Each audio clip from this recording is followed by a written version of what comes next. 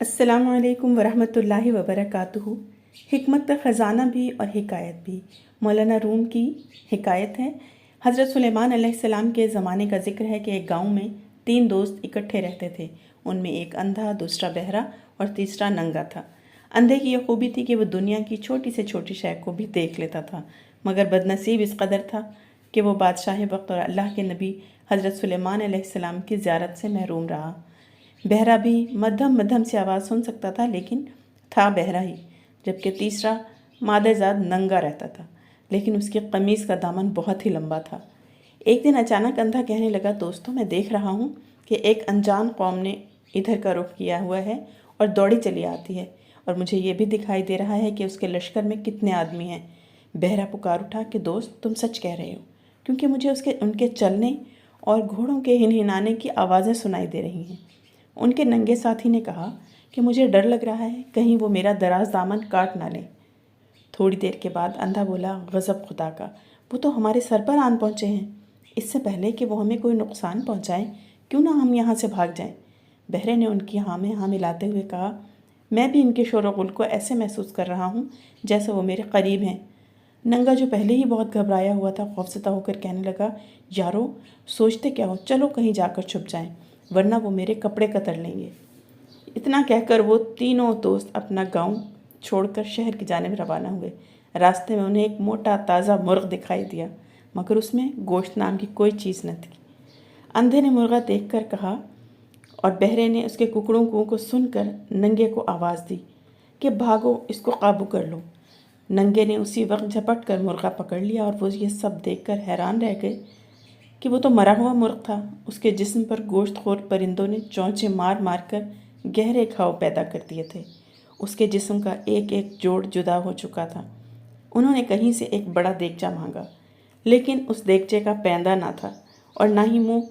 उन्होंने मुर्ग उसमें डाला और चूल्हे पर चढ़ाकर आग जलाना शुरू कर दी। वो थोड़ी देर में इस कदर गल गया कि सारे का सारा हड्डियों समेत पानी बन गया, लेकिन उस पर मौजूद गोश्त पर हरारत का कोई असर ना हुआ। तीनों दोस्तों ने खूब मज़े ले लेकर उसका शोरबा शड़ाप शड़ाप करके पी लिया। इस शोरबे से वो तीनों फूल कर कुप्पा बन गए, और वो इतने मोटे हो गए जैसे हाथी। मालूम होता था कि वो किसी बड़े से बड़े दरवाजे से भी ना गुजर सकेंगे, जबकि दरवाजे की मामूली दरज से भी ना निकल पाते थे, और लोग उन्हें इन दरजों से निकलता हुआ देख सकते थे। इसमें वजाहत मौलाना रूम की है कि मौलाना रूम रहमतुल्लाह अलैह इस हिकायत को बयान करके ये दर्स देना चाहते थे कि ये दुनिया इबरत कदा है। लोगों को माल समेटने का खपत हो गया है। हर कोई अंधा हो, बहरा हो या नंगा हो, पेट भरने की फ़िक्र में दौड़ा फिरता है। वो चाहता है कि खाता ही चला जाए। उसे इस बात से कतन कोई फ़र्क नहीं पड़ता कि जो कुछ वो अपने पेट में ठूंस रहा है वो जायज़ भी है, हलाल भी है या हराम है, पाक व तैयब है या नजस है। उसे तो बस एक ही फ़िक्र है कि देखने में वह खूबसूरत लगनी चाहिए। वो ये बात भी नहीं जानता कि एक दिन उसे मरना है, शायद इस वजह से कि वो मौत को अपनी आंखों से नहीं देख सकता।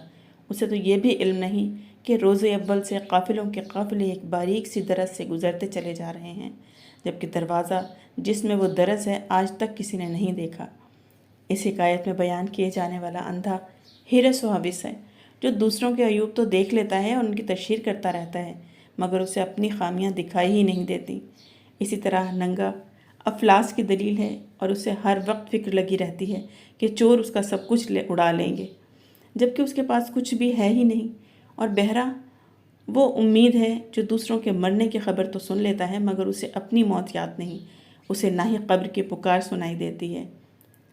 इसलिए हमें चाहिए कि अपनी आखिरत को संवारने की फ़िक्र करें। जो कुछ उस दिन पूछा जाएगा उसकी तरफ ध्यान दें, ना कि जो कुछ मौजूद है उसी में मगन रहें।